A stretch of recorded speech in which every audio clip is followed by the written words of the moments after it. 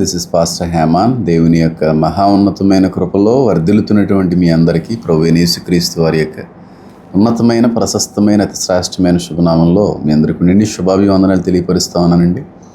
మీరు అందరూ బాగున్నారని ఆశపడతా ఉన్నాను. మీ అందరి నిమిత్తమే మా యొక్క వ్యక్తిగత ప్రార్థనలో ఎక్కడ కూడా మర్చిపోకుండా మీ అందరి నిమిత్తమే ప్రార్థన చేయడానికి కూడా దేవుడి చక్కటి అనుమతి, మహా గొప్ప ఆసక్తిని కూడా మా యందు అనుగ్రహించాడని చెప్తాను.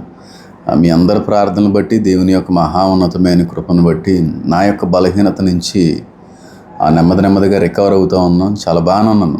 ముందు డేస్తో పోల్చుకుంటే చాలా బెటర్ హెల్త్ అనేటువంటిది దేవుడి మూలంగా పొందుకోగలిగానండి. ఈరోజు నాకు 3 విషయాలు తెలియజేస్తాను.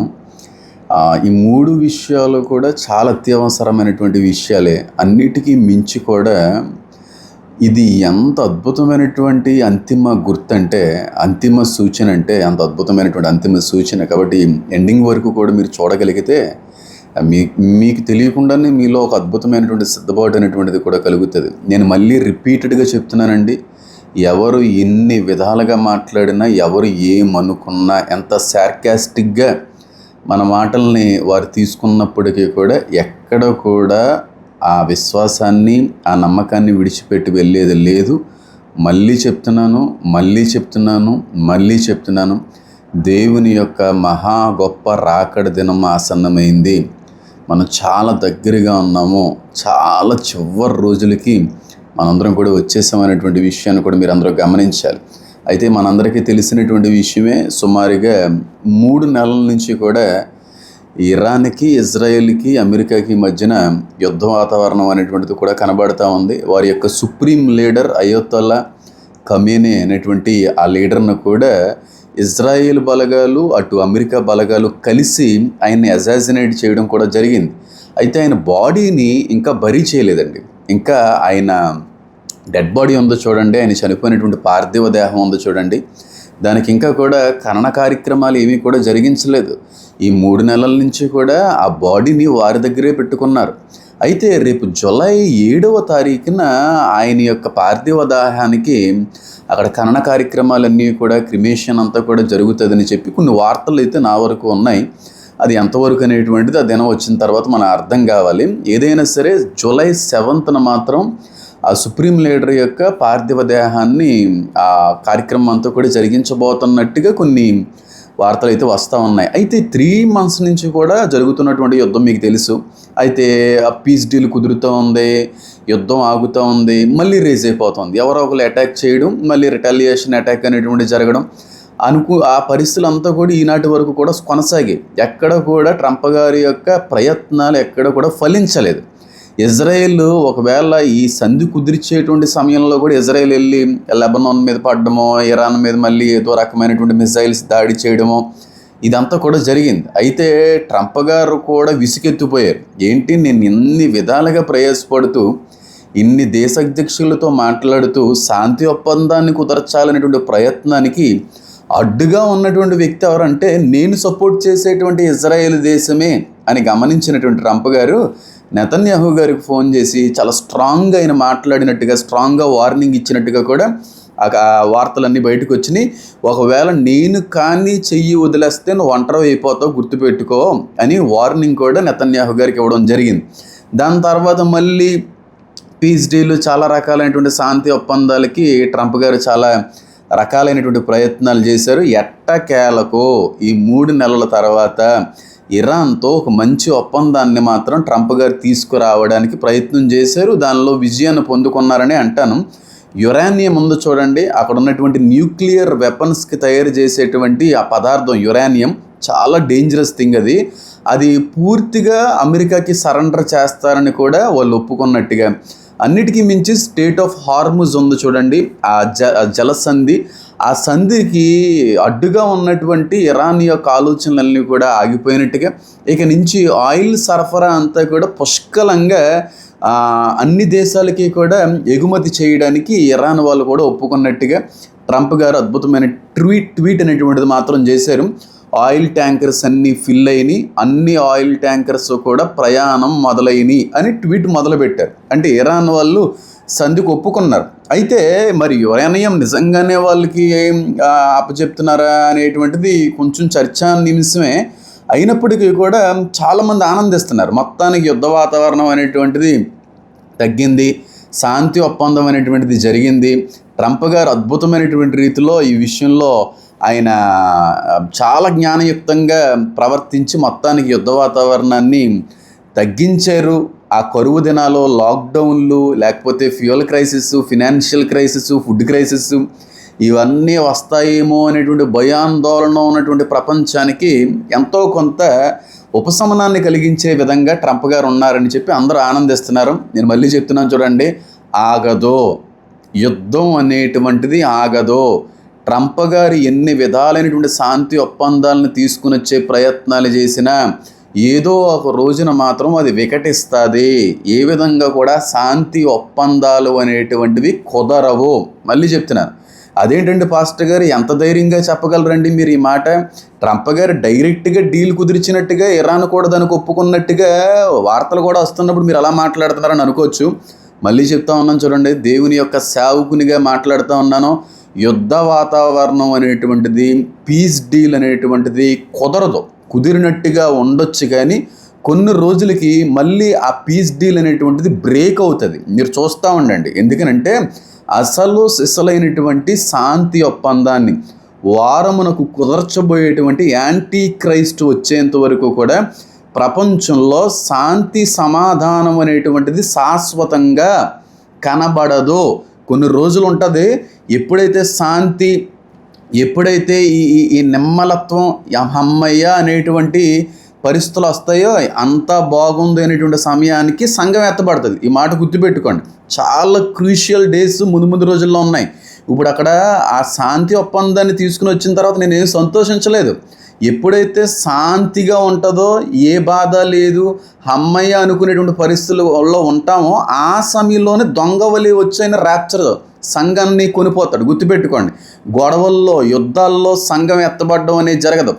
శాంతిగా ఉన్నప్పుడు మాత్రమే జరుగుతుంది. కానీ ఈ ఒప్పందం మాత్రం కొన్ని రోజుల్లో బ్రేక్ అవుతుంది, అందులో సందేహం లేదు. వారమునకు సంధి కుదర్చబోయేటువంటి యాంటీ క్రైస్ట్ మాత్రమే, అది కూడా కొంతకాలం మాత్రమే, ఒక 3.5 years. వాడి 7 years పీస్ డీల్ కుదిర్చినప్పటికీ 3.5 years మాత్రం మేనేజ్ చేయగలుగుతాడు. కానీ తర్వాత వాడు కూడా మేనేజ్ చేయలేడు. తర్వాత మళ్ళీ చాలా భయంకరమైనటువంటి యుద్ధ వాతావరణం అనేటువంటిది పెరిగిపోతుంది అనేటువంటి విషయాన్ని చాలా సందర్భాల్లో చెప్పాను. అయితే ఇప్పటికీ ట్రంప్ గారి మీద చాలా రకాలైనటువంటి అటాక్స్ జరిగినాయి. ఇప్పటికే ఆయన్ని ఏదో రకంగా అసాసినేట్ చేయాలి, ఈయన లేకుండా చేయాలనేటువంటి ఆలోచనలతో చాలా రకాలైనటువంటి ప్రయత్నాలు జరిగినాయి. మళ్ళీ చెప్తున్నా చూడండి, ఈసారి కానీ ట్రంప్ గారి మీద అటాక్ జరిగితే ట్రంప్ గారు బ్రతికి బయట పడే అవకాశం ఉండదు. ట్రంప్ గారికి హ్యూజ్ థ్రెట్ అనేటువంటిది రాబోతుంది. ట్రంప్ గారిని అసాసినేట్ చేసేటువంటి పరిస్థితులు కనబడుతున్నట్టుగా నాకైతే అనిపిస్తూ ఉంది. ఏదైనా ఈసారి మాత్రం ఆయన తప్పించుకునే అవకాశం ఉండదు. మళ్ళీ చెప్తున్నాను చూడండి, ఇజ్రాయేల్కి ఈ ఒప్పందం అనేటువంటిది నచ్చలేదండి. మెయిన్లీ ఇజ్రాయెల్ దేశానికి, నెతన్యాహు గారికి ఎక్కడ కూడా ఈ ఒప్పందం అనేటువంటిది నచ్చలేదు. ఎందుకంటే పనిలో పనిగా ఇరాన్ని తుడిచిపెట్టేయాలి. ఎందుకంటే ప్రక్కన త్రాచుపామును పెట్టుకుంటే, ప్రక్కన నాగుపామును పెట్టుకుంటే ఎప్పటికైనా సరే దానివల్ల మనకి ప్రమాదం ఉంది అనేటువంటి ఆ ధోరణిలో వెళ్ళేటువంటి వ్యక్తులు ఎవరో వీళ్ళందరూ కూడా, నెతన్యాహు కావచ్చు, ఇజ్రాయెల్ దేశస్తులు కావచ్చు, వీళ్ళందరూ కూడా ఎట్టి పరిస్థితుల్లో కూడా ఇరాన్ మారుతుందని, ఇరాన్ మంచి దేశంగా ఉంటుంది అనేటువంటి ఆలోచన మాత్రం వాళ్ళకి లేదు. ఎందుకంటే ప్రపంచంలో కనబడేటువంటి అనేక ఉగ్రవాద సంస్థలన్నిటికీ కూడా పెంచి పోషించినటువంటి ఏకైక దేశం ఉన్నదంటే ఇది. కనబడని దేశం కూడా ఉందనుకోండి, అది తర్వాత రోజుల్లో మీకు బయటకు వస్తుంది. మహాబబుల్లోని దేని గురించి మాట్లాడని మీకు అందరికి కూడా అర్థమవుతుంది. అయితే నెతన్యాహు గారికి ఇష్టం లేదు. ఒకవేళ ఇప్పుడు ట్రంప్ గారిని ఎవరైనా అసాసినేట్ చేసినా సరే ఆ నేరం అంతా కూడా ఇజ్రాయెల్ దేశం మీదకే వెళ్తుంది. ఒకవేళ నిజంగా ఇరాన్ వాళ్ళు లేకపోతే చుట్టుపక్కల ఉన్నటువంటి శత్రువులు ఎవరైనా ట్రంప్ గారి మీద అటాక్ చేసినా, ఆయన లేకుండా ఏదన్నా చేసే ప్రయత్నం చేసినా ఇజ్రాయెల్ మీదకి వెళ్తుంది. ఎందుకంటే ఇజ్రాయెల్కి ఒప్పందం నచ్చలేదు. ప్రస్తుతం ట్రంప్ గారు చేసేటువంటి పనులు ఏమీ కూడా నెతన్యాహు గారికి ఎక్కడ కూడా నచ్చట్లేదు. కాబట్టి వారికి సంబంధించినటువంటి security minister, Israeli national security minister కూడా దీని మీద స్పందించారు. ఏమనంటే, ట్రంప్ గారు ఒప్పందం మమ్మల్ని బంధించినట్టుగా ఉంది, కానీ ఇక నుంచి యూదులు సైలెంట్గా ఉండేటువంటి అవకాశం లేదు. ఎప్పటి వరకు మేము సైలెంట్గా ఉన్నాం. ట్రంప్ గారు ఏది జరిగిస్తే దాన్ని చూస్తూ ఆయనకి మద్దతు ఇచ్చినట్టుగా, ఆయన మాటలను గౌరవించినట్టుగా చేసుకుని వచ్చాం. కానీ ఎప్పటి వరకు మా యొక్క మౌనం అసహనంగా మీరు చూశారు కనుక ఇక నుంచి యూదులు మాత్రం మౌనంగా ఉండే ప్రసక్తి లేదు. ఇక్కడి నుంచి మాత్రం మా చేతులు కట్టాలన్న ఆలోచన మాత్రం మీరు చేయకండి. ఈ రోజు నుంచి ఇజ్రాయిల్ అంటే ఏంటో, యూదులు అంటే ఏంటో మేము చూపించబోతున్నామని చెప్పి సెక్యూరిటీ మినిస్టర్ లాస్ట్ డేస్ నుంచి కూడా కొంచెం వ్యతిరేకంగానే మాట్లాడుతున్నారు అనుకోండి. ట్రంప్ గురించి, అమెరికన్ గురించి చాలా విధాలుగా ఈయన కొంచెం వ్యతిరేకంగానే మాట్లాడుతున్నారు. కానీ ఎప్పుడైతే ఈ డీల్ కుదిరిందో, డీల్ కుదిరినటువంటి 24 గంటలు ముగియకుండానే ఇజ్రాయెల్ నేషనల్ సెక్యూరిటీ మినిస్టర్ ఈ విధంగా మాట్లాడడం అనేటువంటిది కూడా చాలా ఆలోచనలకి దారితీస్తూ ఉందంటాను. ఏదైనా ట్రంప్ గారు మాత్రం బలైపోతారండి. మధ్యలో ఉండి ఆయన మాత్రం బలైపోతాను. నేను అనుకుంటున్నట్టుగా ప్రకటన 17వ అధ్యాయంలో కనబడుతున్నట్టుగా వచ్చేటువంటి రాజు కొద్ది కాలం మాత్రమే ఉంటాడు అనేటువంటిది చాలా సందర్భాల్లో బహుశా ట్రంప్ అయి ఉండొచ్చు అని చెప్పుకుని వచ్చాను. తర్వాత వచ్చేటువంటి వాడు 8వ రాజుగా కొనసాగుతున్నటువంటి విషయం యాంటీ క్రైస్ట్కు సూచిస్తుంది అనేటువంటి విషయాన్ని కూడా నా యొక్క రీసెర్చ్ని బట్టి, నాకున్నటువంటి అవగాహనను బట్టి మీ అందరితో కూడా నేను పంచుకునే ప్రయత్నం అయితే చేశాను. ఇక్కడ యుద్ధం ఆగిందని అని చెప్పి ఎవరో సంబరాలు చేసుకోకండి, ఎవడో కూడా ఆనందించకండి. శాంతి సమాధానాలతో కూడినటువంటి వాతావరణంలోనే సంఘం ఎత్తబడుతుంది. యుద్ధాల్లో, గొడవల్లో, అశాంతియుక్తమైనటువంటి పరిస్థితుల్లో సంఘం ఎత్తబడే జరగదు. అందరూ కూడా ఎవరి పనులు వాళ్ళు చేసుకుంటారు. అందుకే పొలంలో పని చేసుకునే వాళ్ళు ఉన్నారు, ఇద్దరు తిరగలు విసురుతూ ఉన్నారు. ఇదంతా కూడా నార్మల్ డేస్కి సూచిస్తూ ఉంది. నోవాహు, లోతు దినాల్లో కూడా నార్మల్ డేస్. హ్యాపీగా తిండుచు, త్రాగుచు, పెండ్లికిచ్చుచు, పెండ్లాడుచు, ఇల్లు కట్టుచు, ఇదంతా కూడా నార్మల్ డేస్ని సూచిస్తూ ఉంది. కాబట్టి సంఘం ఎత్తబడ్డం అనేటువంటిది సమాధానకరమైనటువంటి దినాల్లోనే జరుగుతుంది.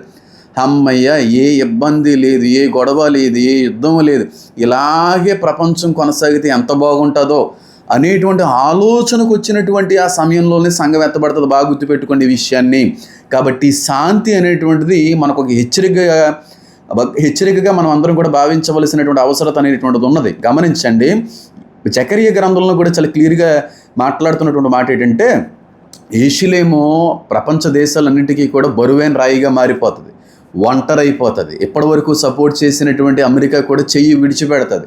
అమెరికా ఎత్తుపట్టుకున్నటువంటి వాళ్ళు కూడా చాలా పెద్దగా గాయపడతారు, గట్టిగా కింద పడతారని కూడా జకరియా సెలవిస్తూ ఉంది. కనుక అమెరికా యొక్క ధ్వంసం, అమెరికా యొక్క ఫాల్ మాత్రం కంపల్సరీ అండి, అందులో అయితే సందేహం లేదు. ట్రంప్ గారు ఎప్పుడైతే అసాసినేట్ అయినా, లేకపోతే ర్యాప్చర్ అయినా, లేకపోతే ఆయన పదవి నుంచి తప్పుకున్నా, ఇంకా అమెరికాని కాపాడేటువంటి అవకాశం మాత్రం ఎట్టి పరిస్థితుల్లో ఉండదండి. 100%. ఇంక దాన్ని ఎవరో కాపాడలేరు. భయంకరమైనటువంటి రీతిలో అది ఫాలో అయిపోతుంది. అయితే ఇప్పుడు ట్రంప్ గారు ఇలాగ పీస్ డీల్ తీసుకుని వచ్చిన తర్వాత ఉన్నాడు కదా ఒక బుద్ధిహీనుడు, ఒక జ్ఞానహీనుడు, దౌర్భాగ్యుడు, అన్నిటికీ మించి దుర్మార్గుడు. అలాంటి ప్రెసిడెంట్ నాకు తెలిసినంత వరకు ప్రపంచ చరిత్రలో, మానవ చరిత్రలో ఎవ్వరూ ఉండడేమో. అంత భయంకరమైన క్రూరమైనటువంటి స్వభావం కలిగినటువంటి ఒక మాజీ అమెరికన్ ప్రెసిడెంట్ అయినటువంటి ఒబామా ఏమన్నాడంటే, నేను ఆశ్చర్యపడుతున్నాను, ట్రంప్ ఇరాన్తో ఏ విధంగా సంధి కుదిర్చాడో నాకైతే అర్థం కావట్లేదు. ఇది అసలు అసాధ్యమైనటువంటిది, ఇది నేను మాత్రమే చేయగలిగేది తప్ప ఆ వ్యక్తి చేశాడంటే నేను నమ్మలేకపోతున్నాను అన్నట్టుగా ఆయన పోస్ట్ విడుదల చేశాడు. ఒకసారి చూడండి, ఎట్టి పరిస్థితుల్లో సిఐఏ, FBI వాళ్ళు కూడా ఒబామా యొక్క ఒరిజినల్ ఫేస్ని రివీల్ చేయడానికి వాళ్ళు ప్రయత్నిస్తున్నారు. నేను అనుకుంటాను, ఎప్పుడైతే ఒబామా చాలా రకాలైనటువంటి నేరాలకి పాల్పడ్డాడని చెప్పి బహిరంగంగా ఆధారాలతో పాటుగా కోర్టు, న్యాయ వ్యవస్థలో రుజువుపరచబడతాయో, ఆ ఒబామాకి ఒక భయంకరమైనటువంటి శిక్ష అనేటువంటిది విధించబడుతుందండి. ఇంకా పొరపాటును కూడా బయటకు వచ్చే అవకాశం లేదు. ఇంక జీవితాంతం కూడా జైల్లోనే అనేటువంటి ఒక పెద్ద శిక్ష అనేటువంటిది ఆయన మీద అమలు చేయబడుతుంది. అయితే ఇంక అయిపోయింది ఒబామా అని సీన్ అనుకుంటారు. కానీ నేను అనుకుంటా ఉంటాను, ఒకవేళ నా యొక్క అభిప్రాయం, నాకు ఉన్నటువంటి ఆ ప్రేరణ బట్టి మేబీ వాడి కానీ యాంటీ క్రైస్ట్ అయి ఉండడం అనేటువంటిది నిజం అయితే మాత్రం వాడు బయటకు వస్తాడు. వాడు బయటకు వచ్చిన తర్వాత చాలామంది ఆశ్చర్యపడతారు. కానీ ఖచ్చితంగా మాత్రం ఒబామా మాత్రం జైలు పాలు అవుతాడండి. చాలా క్రూరమైనటువంటి ప్రెసిడెంట్ అండి వాడి గురించి మాట్లాడడం అనేటువంటిది కూడా ఎంత మాత్రం కూడా మంచిది కదా అంటున్నా. వాడు ఏమన్నాడు తెలుసా, అమెరికా అనేటువంటిది క్రిస్టియన్ నేషన్ కాదు, అది అసలు క్రైస్తవ దేశమే కాదంట. మరి ఈయన మరి ఎందుకులే అన్నీ మాట్లాడితే బాగోదు కానీ కాబట్టి ఇది ఒబామాకు కూడా నచ్చలేదు. వాడి మీద కూడా ప్రత్యేకమైనటువంటి ఫోకస్ CIA FBI అనేటువంటి వాళ్ళు ఫుల్ ఫోకస్ పెట్టారు. ఒరిజినల్ ఫేస్ అంతా కూడా వాళ్ళు రివీల్ చేయబోతున్నారు. వాడు చేసినటువంటి ఘోరమైనటువంటి పనులన్నీ కూడా ఆధారాలతో కూడా బయట పెట్టబోతున్నారు. అది కూడా ట్రంప్ గారి హయాంలోనే అది జరగబోతూ ఉంది. కాబట్టి మనం ఎటు చూసినా ఏ విధంగా ఆలోచించినా సరే ఇది పూర్తిగా లేఖనానుసారమైనటువంటి అంత్య దినాలకు సంబంధించిన గుర్తులండి. 100% కూడా అంత్య దినాలకు సంబంధించిన సూచనలండి. మనం ఉన్నది ఆఖరి దినాలండి. నేను ఎన్ని మారులైనా చెప్తాను, మీడియాలో కూడా నేను వెళ్ళి బహిరంగంగా నేను మాట్లాడొచ్చినటువంటి మాట, మా యొక్క తరంలో ఇదే బహుశా చివరి తరమే కూడా ఉండొచ్చు. ఖచ్చితంగా రాని ఉన్నవాడు ఆలస్యం చేయక త్వరగా రాబోతున్నటువంటి విషయాన్ని చాలా సందర్భాల్లో చెప్పడం అనేది జరిగింది. కాబట్టి ఇజ్రాయిల్ అయితే మాత్రం ఏమీ ఊరుకునేది ఏం కాదు, ఖచ్చితంగా మళ్ళీ అటాక్ అనేటువంటి చేస్తుంది.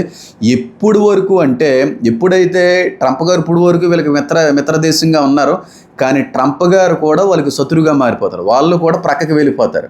ఇప్పుడు ఇజ్రాయెల్ ఏమీ ఊరుకోదు, మీరు చూస్తూ ఉండండి, ఎక్కడ ఊరుకునే ప్రసక్తి లేదు. ఈ కారణాలను బట్టి ఈ మధ్యలోనే ట్రంప్ గారు కూడా ఒకవేళ అసాసినేట్ అయినా సరే ఆశ్చర్యపడక్కర్లేదు. కాబట్టి చాలా భయంకరమైనటువంటి వినాశనం అనేటువంటిది మాత్రం ఇజ్రాయెల్ దేశం తీసుకురాబోతుంది. వాళ్ళు ఎక్కడ కూడా ఊరుకునేటువంటి ప్రసక్తి అనేటువంటిది లేదు. నార్మల్ అవ్వదండి, ప్రపంచ పరిస్థితులు నార్మల్ అవ్వవు. ఇంతకంటే గొడ్డు రోజులే వస్తాయి కానీ ఎక్కడ కూడా నార్మల్ డేస్ రావు. ఒకవేళ వచ్చినా అవి కొన్ని దినాలు మాత్రమే ఉంటాయి. ఎందుకంటే అది ర్యాప్చర్ కోసం, అలా శాంతి కోసం దేవుడు అలా చేసి ఉండొచ్చు తప్ప ఇంకొక విధంగా అయితే శాశ్వత పరిష్కారము, శాశ్వతమైనటువంటి శాంతి సమాధానాలతో కూడిన ప్రపంచ వాతావరణం మళ్ళీ రాదు. ప్రభువైన యేసుక్రీస్తు వారు ఒలీవల కొండ మీదకి వచ్చి అడుగుపెట్టి 1000 ఏండ్ల పరిపాలన మొదలుపెట్టే వరకు కూడా ప్రపంచంలో ఇక శాంతి ఉండదో. నేను మళ్ళీ చెప్తున్నాను, సిద్ధపడండి. మనం ఉన్నది చివరి దినాల్లో ఉన్నాం, సిద్ధపడవలసిన అవసరం ఉంది. రక్షణ లేని వారు ఎవరైనా ఉంటే రక్షణ పొందుకోండి. రక్షణ ఉన్నప్పటికీ కూడా నిజమైన మారు మనసు లేని వారే ఒకవేళ ఉంటే మాత్రం ఖచ్చితంగా ఎప్పటికైనా పశ్చాత్తాపంతో కూడిన నిజమైన మారు మనసు పొందవలసినటువంటి సమయానికి మనం అందరం కూడా వచ్చామని మీరు గమనించాల్సిందిగా నేనైతే కోరుకుంటా ఉన్నానండి. ఇంకొక విషయం కూడా ఉంది, అది కూడా నేను రేపు మీ అందరితో అందించే ప్రయత్నం అయితే చేస్తాను. చాలామందికి ఇది షేర్ చేయడానికి ప్రయత్నం చేయండి, లైక్ చేయడానికి ప్రయత్నం చేయండి. God bless you all. Amen.